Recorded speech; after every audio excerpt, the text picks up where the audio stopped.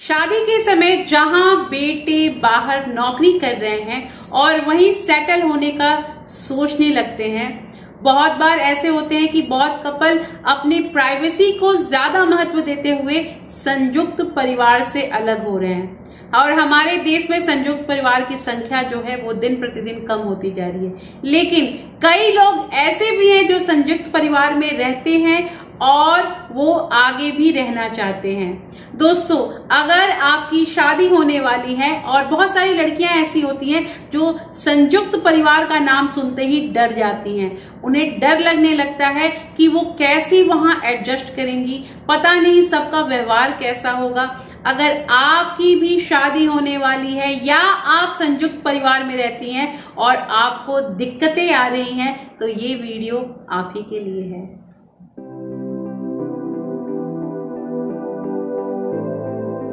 Hello everyone, welcome back to my channel real life with Tuku. कैसे हैं आप लोग? आई होप आप बहुत अच्छे होंगे और सेहतमंद होंगे और आप लगातार मेरी वीडियो के साथ भी बने हुए होंगे। दोस्तों, आज की जो वीडियो है ये डेडिकेटेड है ज्वाइंट फैमिली पे। ज्वाइंट फैमिली में रहने के बहुत सारे फायदे होते हैं। यहाँ इस वीडियो में मैं आपको 9 फायदों के बारे में बात करूंगी और मैं ये बताना चाहूंगी कि शुरू से हमारे देश में संयुक्त परिवार का प्रचलन है और आज भी बहुत सारे लोग जो हैं वो संयुक्त परिवार में रह रहे हैं। तो यहाँ क्या क्या फायदे हैं वो 1 बाय 1 मैं आपको बताती हूँ। But before starting the video, अगर आप लोगों ने अभी तक रियल लाइफ विद टुकू को सब्सक्राइब नहीं किया है तो प्लीज दोस्तों सब्सक्राइब कर लीजिए अपने ही इस चैनल को, और साथ में जो बेल आइकन है उसे भी जरूर प्रेस कर दीजिएगा ताकि ऐसे ही नॉलेजेबल वीडियो की नोटिफिकेशन आपको मिलते रहे। तो चलिए स्टार्ट करते हैं वीडियो को। सबसे पहले यहाँ पे पॉइंट है, बड़ों से बात करके तय करें अपनी जिम्मेदारी।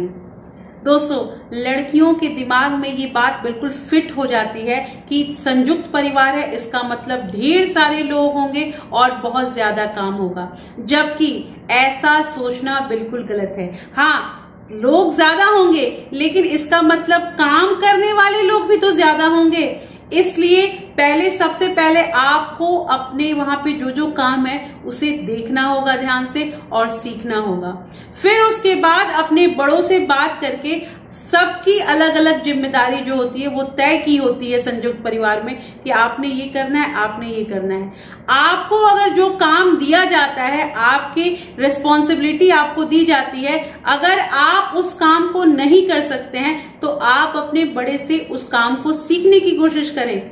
आप बिल्कुल ये ना कह दें कि कभी मैंने ये काम किया ही नहीं है। बहुत चीजें ऐसी होती है जो जिंदगी में पहली बार लोगों को करनी पड़ती है, इसलिए उस काम को सीखिए। अगर आप वो काम नहीं कर सकती हैं तो बड़े आपको बेशक दूसरे काम दे सकते हैं, और आप अगर उस परिवार में नई गई हैं तो आपको उस घर के काम को भी बांटकर सीखना बहुत जरूरी है। आपको वहां के लोगों को अपनाना बहुत जरूरी है। सेकंड पॉइंट है यहाँ पे कि सभी के साथ आगे बढ़कर बातें करें।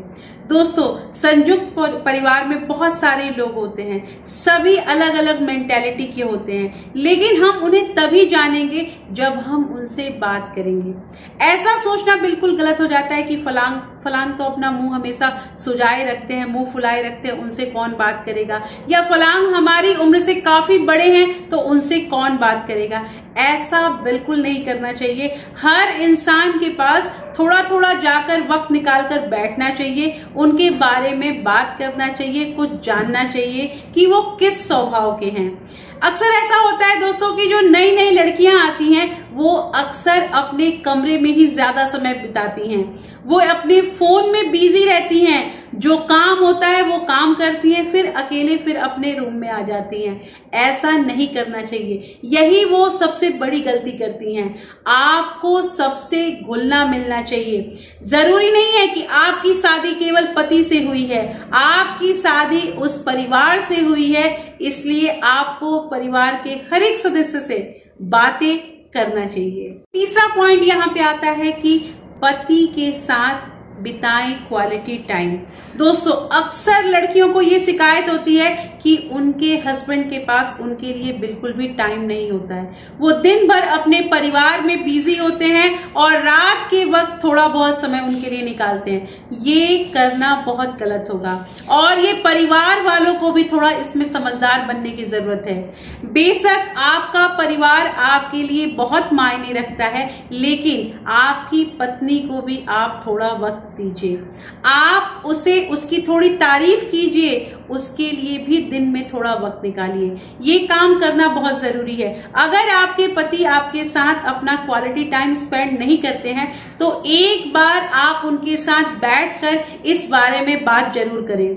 दोस्तों, घर वालों परिवार वालों के साथ पिकनिक तो हमेशा होती है, लेकिन कभी कभी पति पत्नी को भी एक साथ बाहर घूमने जाने देना चाहिए और एक साथ में रहने से थोड़ा उन लोगों के बीच का जो रिश्ता होता है वो भी मजबूत हो जाएगा।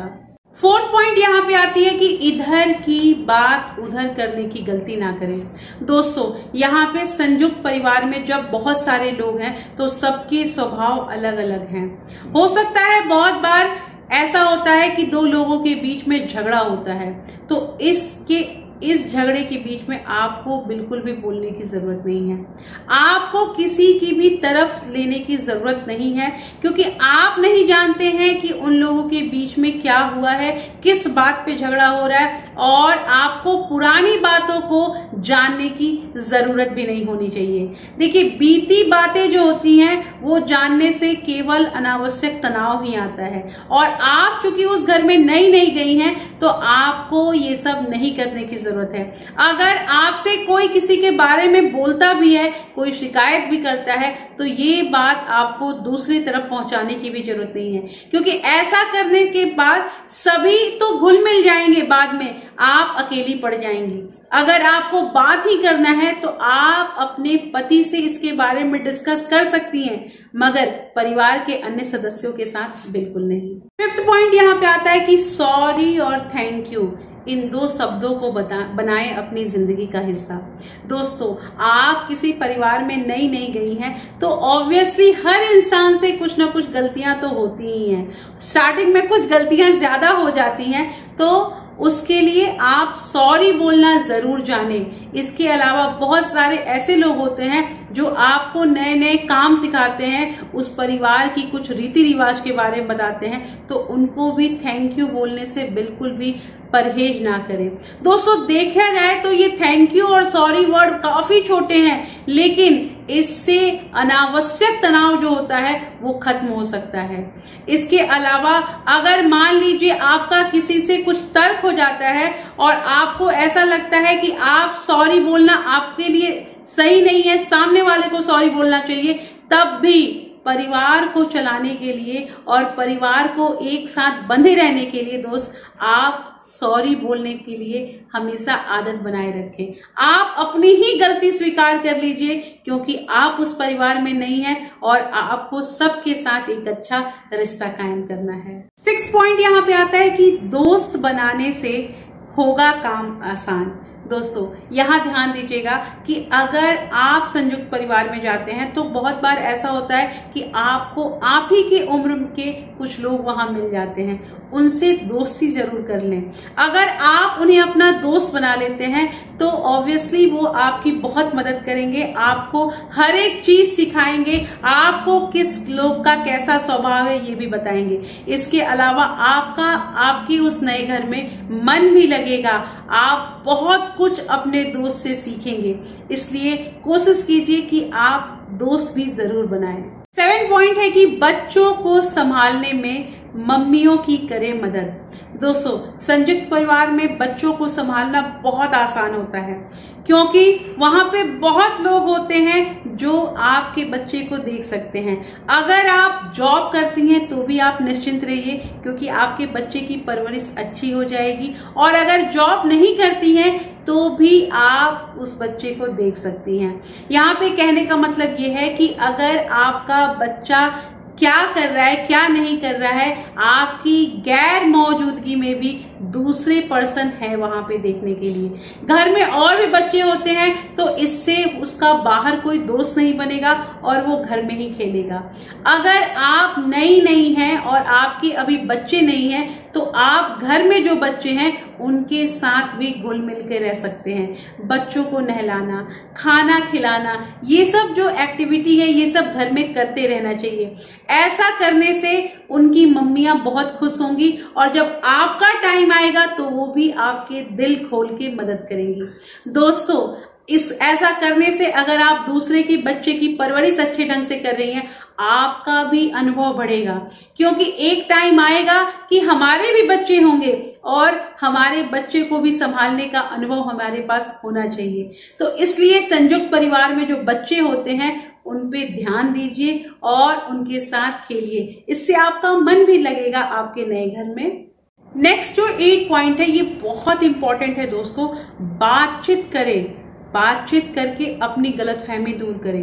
देखिए, संयुक्त परिवार में बहुत सारे लोग होते हैं और अक्सर यहाँ पे गलतफहमियां जरूर पनपती हैं। अगर कोई बात होती है तो उस बात को लोग मिर्च मसाला लगाकर आपके सामने प्रकट करते हैं कि आपके बारे में उसने ऐसा कहा है।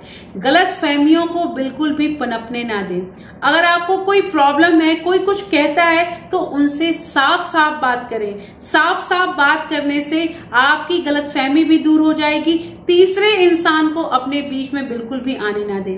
देखिए दोस्तों, ये जो उपाय होता है ना कि किसी भी गलतफहमी के कारण से बातचीत बंद कर देना, बातचीत बंद करना कोई सॉल्यूशन नहीं होता है। इससे रिश्तों के बीच में एक दरार आ जाती है और बातचीत बंद करने के बाद जब आप स्टार्ट करोगे कुछ महीनों के बाद या कुछ दिनों के बाद, तो वो एक दरार जो होती है वो परमानेंट हो जाती है। इसलिए अगर कोई आपके बारे में कुछ कहता है तो आप साफ साफ दो टुक उनसे बात कीजिए और गलतफहमी जो है अपनी दूर कीजिए। लास्ट में जो 9 पॉइंट है दोस्तों वो बहुत जरूरी है। सभी के साथ शेयर करना सीखिए। दोस्तों देखिए, संयुक्त परिवार में ऐसा होता है कि किसी की आमदनी बहुत अच्छी होती है, कोई थोड़ा कम कमाता है, तो खाने पीने की चीजें जो होती हैं उसे सबके साथ शेयर करके खाना चाहिए। अगर आप कोई खाने पीने की चीज जो है अपने रूम में आकर खा लेती हैं और दूसरे को नहीं देती हैं तो इससे आपका जो रिलेशन है वो बहुत खराब हो जाएगा। बेशक अगर आप कुछ लेकर आती हैं तो परिवार के हर एक इंसान के लिए लेकर आइए, सब मिल बांट के खाइए, ये बहुत जरूरी चीज है। ये है बहुत छोटी बात, लेकिन ये छोटी छोटी बातें जो होती है ना वो ज्वाइंट फैमिली में एक कलह का कारण बन जाती है। यहाँ पे दोस्तों मैंने आपको 9 ऐसे पॉइंट बताए जो अगर हम अमल करते हैं, इस बात को ध्यान में रखते हैं, तो हम भी ज्वाइंट फैमिली में इजीली एडजस्ट हो सकते हैं। आपको कैसी लगी मेरी वीडियो जरूर बताइएगा दोस्तों। और मैंने लास्ट वीडियो में आपको बताया था कि हम एक शादी की सीरीज स्टार्ट कर रहे हैं, उसी का ये एक पार्ट है। कैसा लगा आप अपने अनुभव जरूर मेरे साथ साझा कीजिए। कमेंट सेक्शन में कमेंट कीजिए कि आपको कौन सा पॉइंट सबसे ज्यादा अच्छा लगा। दोस्तों इसके अलावा अगर कोई पर्सनल क्वेरी है तो आप मेरे टेलीग्राम चैनल पे जुड़ सकते हैं। आप अपनी बात वहां पे मेरे साथ साझा कर सकते हैं। टेलीग्राम चैनल का लिंक मैंने डिस्क्रिप्शन में दे रखा है। और अगर वीडियो पसंद आई तो एक लाइक जरूर कर दीजिएगा और वीडियो को अपने फ्रेंड्स और फैमिली में शेयर भी जरूर कीजिएगा। फिर मैं मिलती हूँ आपसे एक नए वीडियो के साथ। तब तक के लिए thank you. Thanks for watching.